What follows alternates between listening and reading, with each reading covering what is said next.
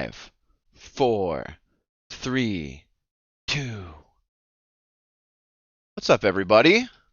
Thank you for tuning in. I hope you enjoyed that Sugar Shack Sessions Oh, you live said it EP right first experience. try. I took a Yes. lot of effort, but it was I wanted to make sure to get it right. It's important. Hold on. Sorry, Mikey. This says on the YouTube link live in 1 minute 20 seconds. Oh, okay. Is that just a delay or are we not live yet? We're probably not live yet. I guess because it's timed. So we'll just Is that, wait. oh, there we go. We're live. Yeah, let me turn this Hey, we are off. live. It turns out, as you can hear me saying that we're not live in the video where we're actually live. Root Fire, what's up? Big love to Yeah. Root Fire. Thank you for helping us share our music, helping us share the awesome stuff that Sugar Shack Sessions have done for us. Dude, big love to Sugar Shack. Always, always, always. Yeah, feels wonderful to be a part of such a lovely musical community. People helping each other out, especially in the times that we're living in. And it's always good to have a little bit of music and some connection, even if it's just through our screens. Yeah. Yeah, I feel like it was almost by chance that we ran into and met the Sugar Shack family.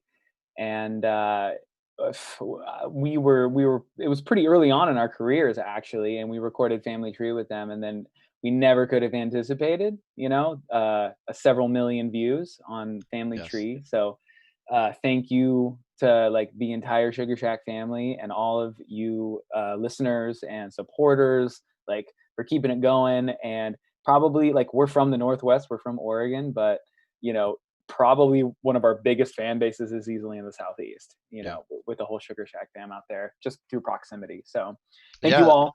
Super stoked. And that song Family Tree, that is our most successful song through Sugar Shack, was a fan request. When we went down there, we put it out just on the social medias, asking our fans what song they wanted us to play, and they picked Family Tree, so we did it, and now it is far and away our most successful sort of YouTube and video and all that stuff. So super cool. Yeah, yeah. And I agree, L Dub, nothing is by chance, brother. Cheers.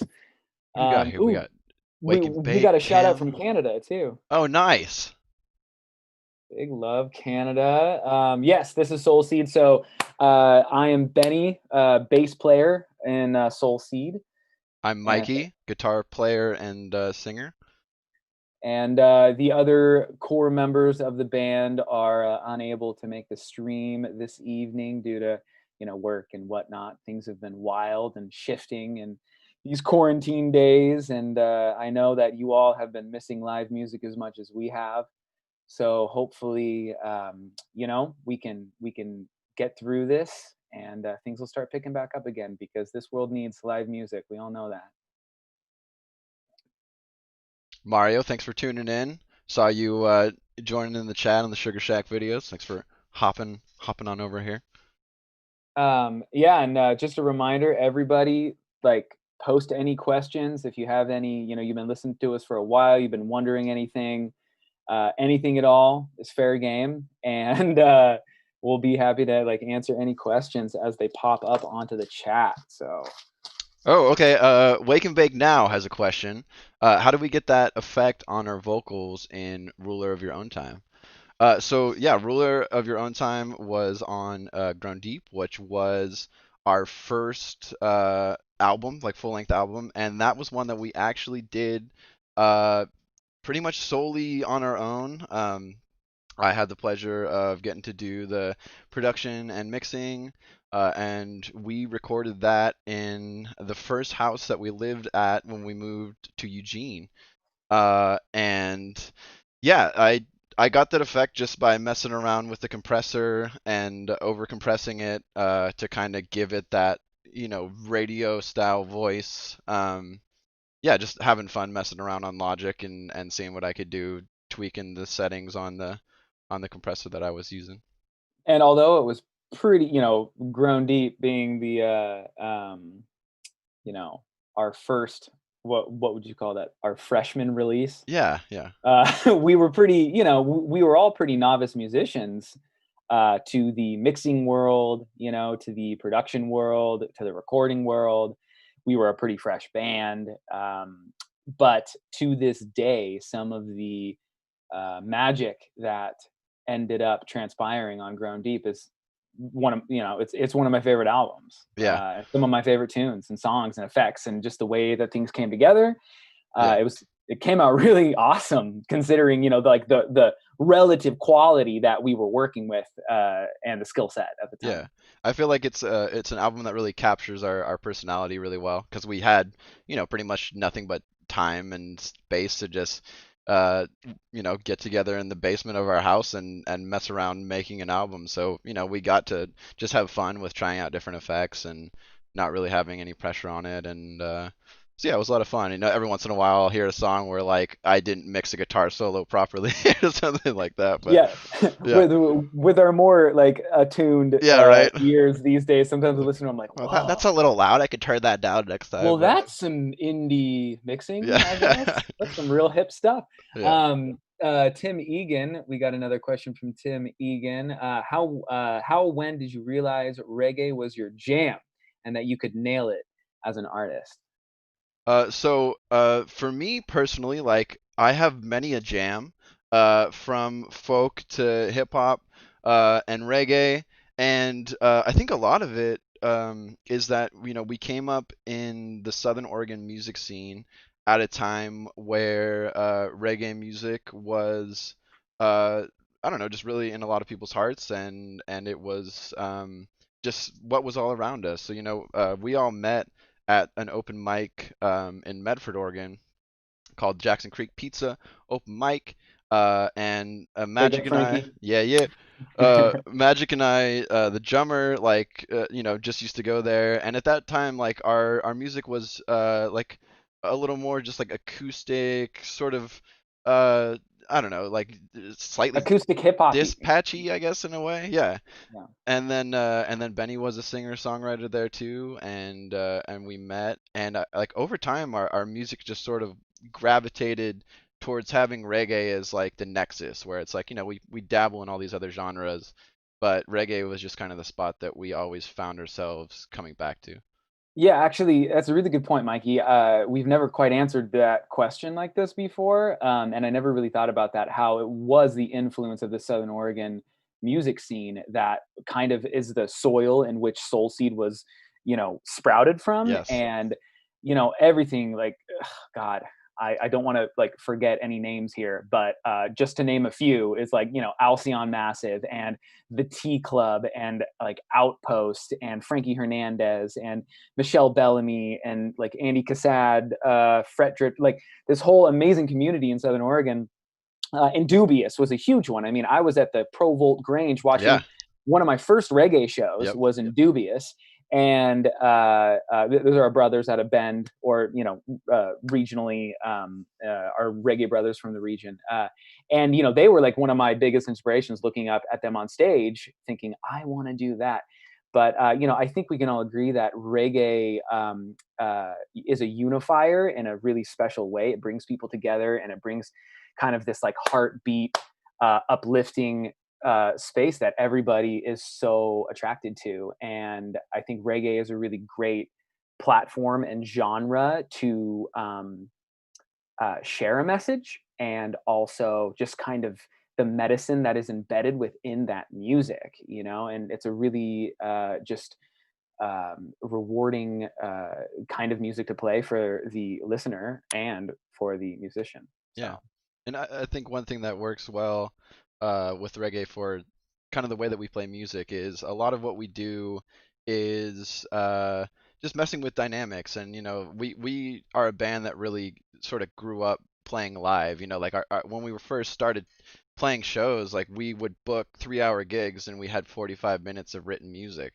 And then we would just fill the rest of the time by like being like, I don't know, what about these two chords? And I don't even know how we did that. Like yeah. looking back, I don't know how we filled that. We didn't take any breaks. No, just yeah, right. We We didn't know you could take breaks when we first just started 3 hours straight. playing. Yeah. Big Uh, time. and so we wrote a lot of songs doing that, and I think reggae was a great genre for that because it's like we could pick a couple chords and then just really get into the feeling of the music and not focus so much on the technical aspects, but more just like, how does it make us feel? How does it make the people in the room feel? A lot of space for words, and yeah, it's a good canvas to sort of Yeah, paint the pictures that canvas. we wanted to paint. So It just feels so good. It yeah. just feels so good, you know? Wake and Bake Now has another question. How do you guys come up with your woke, spiritual, uplifting lyrics? They are running deep compared to what's actually going on, which is interesting. Um, yeah, I mean, I think we all have felt like it's our duty as musicians with a platform to share things that matter. And from the get go, we've always had kind of a mission of cultural perspectivism and open heartedness. I mean, Mikey, if you want to fill in. Yeah, I mean, just for me personally, I've always been someone who questions the world around me and wants to encourage other people to do that too. And I've benefited from having a lot of really awesome mentors in my life. Had some great teachers who taught me much more than just what the course was on, teaching me about how people have all sorts of different ways of life and all sorts of different opinions and perspectives, and how it's really important to consider everyone's point of view, because you need to have a complete understanding. I mean, you need to strive to have a complete understanding. I don't think anyone really can have a complete understanding, but the best that you can do is to try and hear other people's stories, share your own, and not get stuck in a box, not get stuck in an echo chamber if you really want to grow and make the world a better place, which is something that I think most people want to try and do. So Yeah, yeah, and I think you could also look at it like words are powerful, and you know like all the way down to like spelling words, spells words have energy and words have intent, and if you're surrounding yourself with positive words or words that are stimulating thought, um, or stimulating good feelings, that is really healing and good medicine for the whole of us. So, I've always gravitated towards uh, positive conscious lyrics, and it just happened naturally when I started writing. In my mid-teens when I started playing music. So uh, pretty natural. Wake and Bake Now asks, "Are you guys conspiracy theorists?" I And think that I think that's like it's a really interesting thing because I look back on some of my older lyrics uh, at a time when I was much more conspiracy minded. Uh, the older I get, the more I kind of remain in the super position of understanding, where it's like I think quantum it's state. it's yeah, it's really easy to fall into the trap of committing yourself to authority or the complete rejection of authority. And I think often the truth lies somewhere in between. Um, and so, it's important to always ask questions and to always dive deeper and to not just accept a message no matter where it's coming from, whether it's coming from the mainstream or whether it's coming from your favorite YouTube conspiracy theorist. I personally believe that the truth is always between the lines, and you got to just always be searching because the truth is not a place that you arrive at. It's always something that you're moving towards. Hmm. Yeah, yeah, and it's not easy. It's if the truth was easily found, then things would be a lot simpler. Yeah. Yep. Yeah, for sure. Let's see if we have.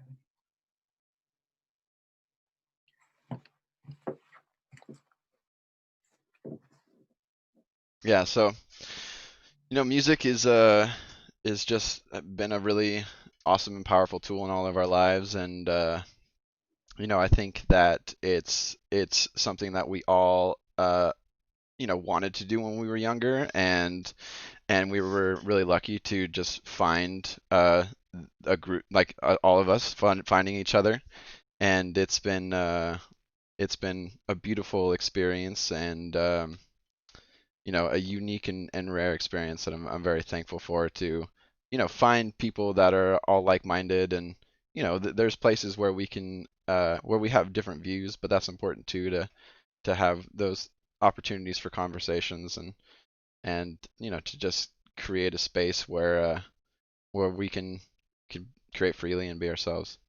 Yeah. Yeah. It's been looking back on the past 10 years that we as Soul Seed have been, serious as a band ever since we, forming in Southern Oregon. We moved to Eugene in 2010, all together to kind of collectively move to a bigger city in Oregon and pursue the music life. And, you know, these 10 years of my 20s essentially were the most incredible adventure that I could ever imagine with, like, these fellas that I can call my brothers and family for the rest of my life, and I know we will. And it's it's been really interesting taking this like kind of forced break from that through this quarantine and all of the just all of the things that are going on in the world right now. And obviously live music is taking a hit, and so we have not really spent much time thinking about the band. We've all been kind of working on our own personal lives, and in a way just being able to pursue the things that we didn't have a lot of time to pursue when we were touring and playing 200 shows a year and in the bus hours and hours a day. And like, we eat, slept, and we're breathing the band and tour life.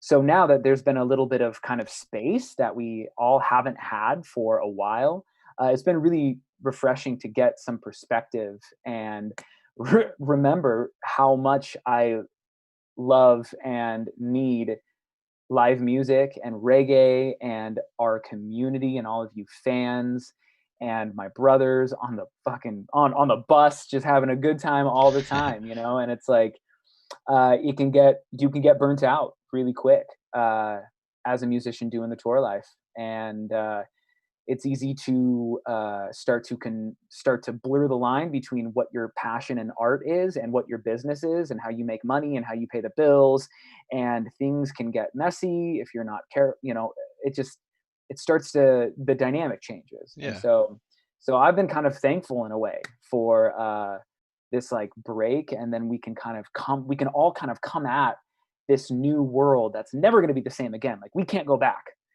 so we can come, like, how can we come into this new world and do things differently, and like on our micro levels, like our personal lives, and on the macro scale. So I'm really excited for how this is all kind of evolve through this, and when we start playing music again and we can all start dancing together again and Mm. jamming together again, Yeah, be beautiful. Yeah, it's yeah. amazing what a little space can do. Just having some time and the opportunity to kind of step outside of a routine, no matter how awesome that routine might be, uh, it's always good to get a little perspective and kind of see what you maybe were taking for granted and get back to the roots of what really drives you, when a passion becomes your work and to get back to that passion and make sure that always carries through because that's the reason that we're playing music is because we care about it and because we want to share words and music that not only make people feel good but make people think and ask questions that they might not otherwise ask. So Yeah, amen. Wake and bake, big up, keep on rocking it and recording and jamming and doing your thing. yeah, that's awesome. I'm stoked to hear the reggae album that you're getting close to completing. Guitar cables. Uh, beer is the biggest enemy of guitar cables for me. But I've honestly, after the first couple cables, broken cables, I opted to go for one of those companies that gives you like, hey, if you break your cable, bring it Lifetime. back to us, and we'll give you a new one for life. Yep, yep. I use Mogami. They're really nice. They sound great. It's actually the key to my tone is my cables. I'm just kidding. But the lifetime guarantee, can't go wrong. Yep. That's one of the ways that like places like Guitar Center are great because you can just swap them out because we all know how many cables we all go through, XLRs and instrument and the like. Uh, Any live shows on the East Coast? Mario asks. Nothing on the books. Yeah, nothing official as of yet. We're basically we have our first shows kind of in the works for end of August. And we're just trying to kind of take it step by step, see what's going on with this, with this pandemic, and we want to make sure that we're being safe and not putting our people who want to hear our music in jeopardy, and not putting ourselves in jeopardy when we finally start getting to play again. And so in the meantime, we've been putting in some work on an upcoming release. We have, I don't know, about like 12, 15 songs somewhere in there that are in various stages of completion. So that's kind of like where we've been turning our attention, is to try and get something ready for release. So we can share some more music with the world. Yeah. Yeah, and we do miss our East Coast fam. We've some of the funnest times that we've had on tour is down there in the South with that Southern hospitality, and our Florida fam, our Sugar Shack family. We really love it down there. It's a long drive for us. Obviously, we are pretty sheltered out here in the mountains of the Pacific Northwest. We are would on paper we're about 6 hours from any what would be considered an A market in the music business.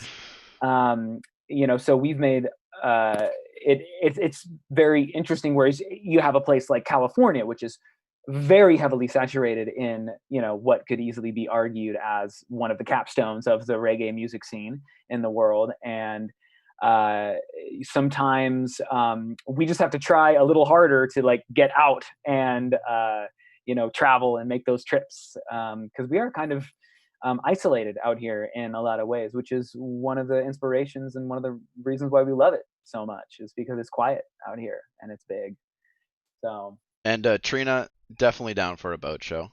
I mean, shoot, like, why would we not want to play music on a boat? That sounds extraordinarily awesome. Trina, love you.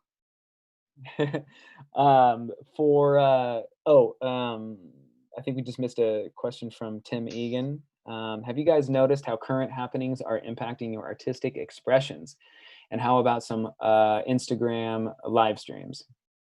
We need to up our Instagram live stream game, for sure. Where it's the social media thing, man. I'm in the generation that came like just before social media started happening, and it's slow learning for me I still think to we're this all day. also just like we're all a generation behind our actual generation when it comes to our social media. So, For sure. yeah, but it's important, and that's something that we've been talking about, and trying to figure out, like, how do we put ourselves out there more, and share more content. On that note, if you're looking for something to do on Mondays, always tune into our YouTube channel for Mikey's Music Mondays. I've been having a lot of fun the last couple of months, just like learning songs from bands and artists that we've played with. And that's been a really cool journey to just kind of pay tribute to other musicians that I love and respect. And it's good practice too to learn other people's songs. And a lot of it has been uh, just bands that we've played with throughout the years. So there's not ultimate guitar tabs and lyrics posted on the internet all the time. So that's been kind of a fun experience to just like listen in and really like parse apart the lyrics. And it's like I always pay attention to lyrics, but it's amazing how much more you get out of it when you try to write the lyrics down and try to get every single word. Honestly, especially in the genre in which we play, because sometimes people have creative ways of saying things and pronouncing their vowels and such. And so when you take the time to write it down and really listen to it, I've been finding out how much I resonate with some of the artists that we've gotten to play with. So it's been pretty cool. Yeah, that's definitely where my inspiration has come from. The lion's share of my inspiration as a musician has been from the guys that I've shared stages with and had conversations in the green rooms with, and in the tour bus with, and in back alleys with at 2 a.m. And that's some of the most crucial times. It's just like joining together and talking about the industry and all of our life hacks and tips and tricks and how we do it and the music they write, and it's really special to be able to know somebody personally and then like really love their music as well. You know. Yeah. Yeah. Uh, yeah, totally. Yeah, I mean, it's so true. Wake and bake, like this world, online content is everything. I mean, we all know that. Anyone who has been trying to make a business or a band these days knows that online content is everything. And that's the reason why social media marketer and social media manager is going to be such a hot commodity job position, because everybody needs to be on their social media game and have that online content and the presentation and the videos and the and, and it can be difficult sometimes. I know I'm overwhelmed a lot with Mm. it, but Yeah. Yeah, I think one thing that's cool about I think anything can come with its positive and negatives, but I think one of the positives out of what we're seeing now in a lot more YouTube content and just social media engagement is that you're kind of getting to see people in a more real down to earth light, where it's like there's a lot more stuff of just people being like, "Hey, here's me in my kitchen making tacos or whatever," and that kind of stuff where I think one thing that's come about through the commercialization of music is this kind of distance between the listener and the musician. This idea of like the musicians are over here, kind of like creating music. It's like this intangible thing. When really music started out just like sitting around a campfire and singing and playing on your belly or whatever. Like it's an art of the people, and so it's important to remember that, and it's fun to do things that can kind of bring it all back down to earth a little bit, and just be like, we're all just people here doing our yeah, art and sharing a piece of ourselves. So yeah, yeah. I think podcasts are a great example of that. How rather than like the talk show interview with the person of note, where things are very scripted and time is very limited, and it still maintains that kind of mainstream media, television, Hollywood allure. A podcast, two people can just sit down and have natural conversations, unscripted, and it's the most popular thing, like content online right now, because people want to just get that raw realness. That facade is becoming less important with, I think, a majority of us, and we all just want to see the realness behind the scenes, you know. mm, yep. Yeah, so if anyone has any questions about any songs, like any of the songs that we played on, or that were played on the Sugar Shack sessions today, if you're curious about any of the lyrics or any of the stories behind the songs or anything like that, feel free to share. Yeah, and any questions at all. And for those of you who are just joining, I'm Benny. This is Mikey from Soul Seed. We're stoked to be here. The rest of the crew can't make it today, but we are we will do our best, speaking for all of them. Yeah. Mario, I haven't personally been smoking much lately. I have instead been enjoying the tincture, which has been very nice. So I don't have any strains to share, but I hope you're enjoying whatever you're enjoying right now while you tune into this.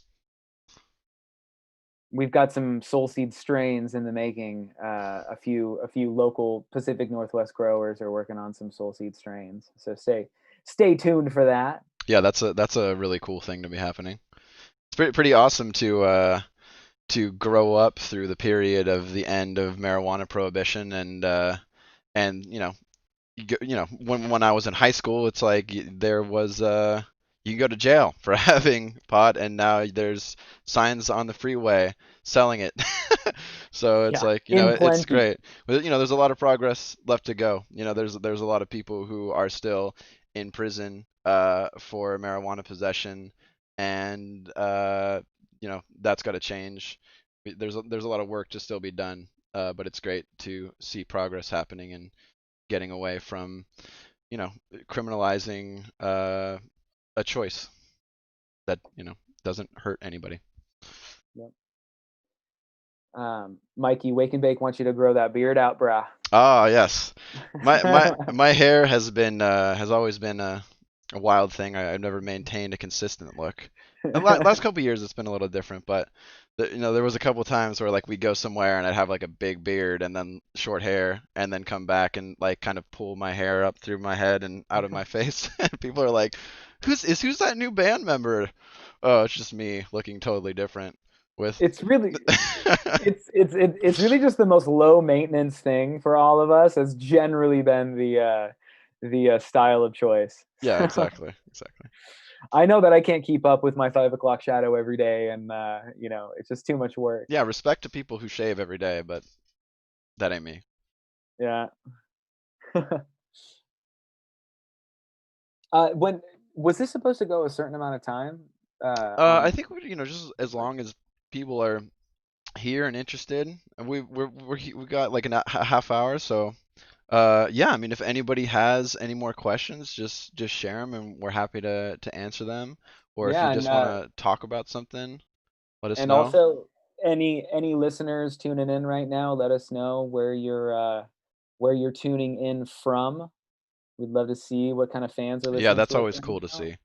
What one Um, yeah, go ahead. one of my favorite things to do is to go onto the little like Spotify or YouTube statistics, and you can just see like where people are listening from all over the world, and like you'll go on there and be like, oh, there's people that listen in Brazil and like Germany and whatever, and that's always a cool realization and experience to know that your art is being appreciated throughout the world, and yeah, so that's always a fun thing to see.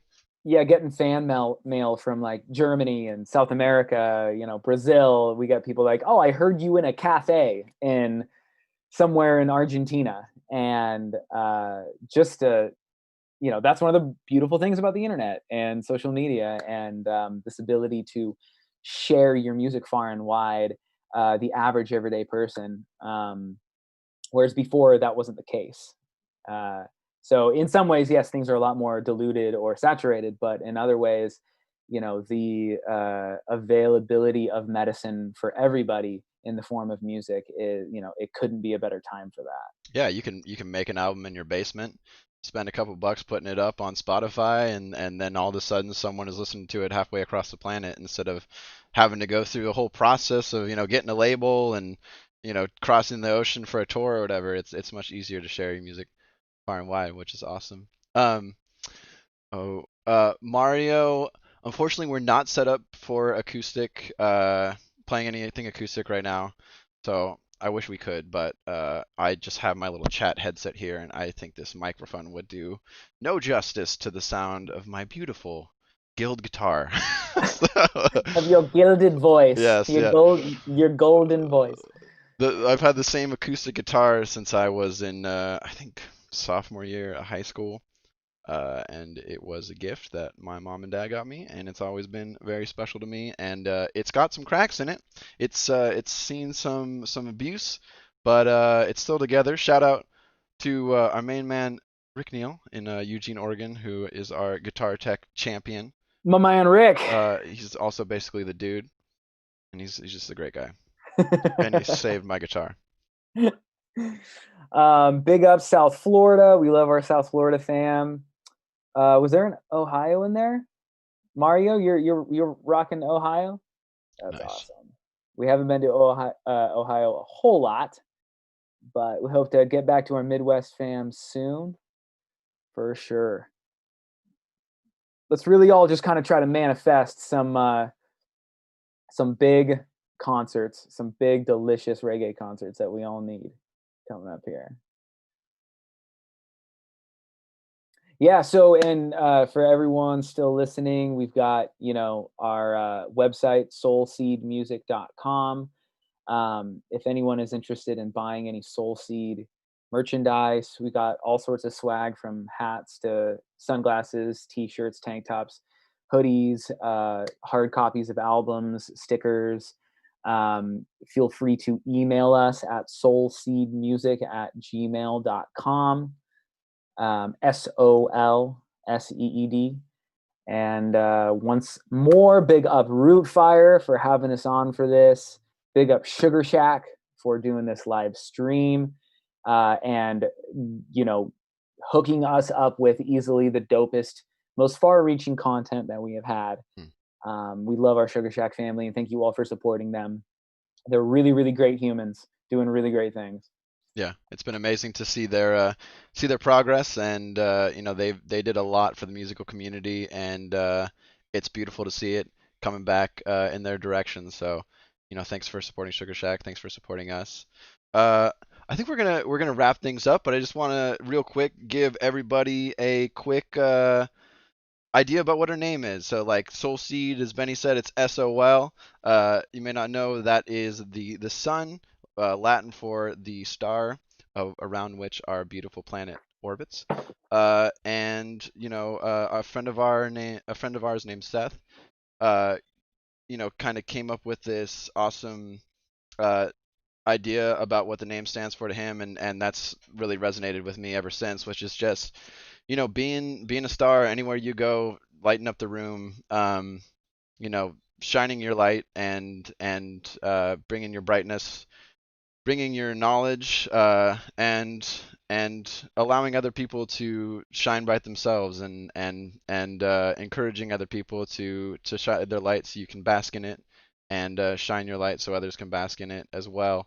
I think it's really important in this time and in all times to just find out who you are and to be that powerfully and unabashedly, and keep on growing and shining.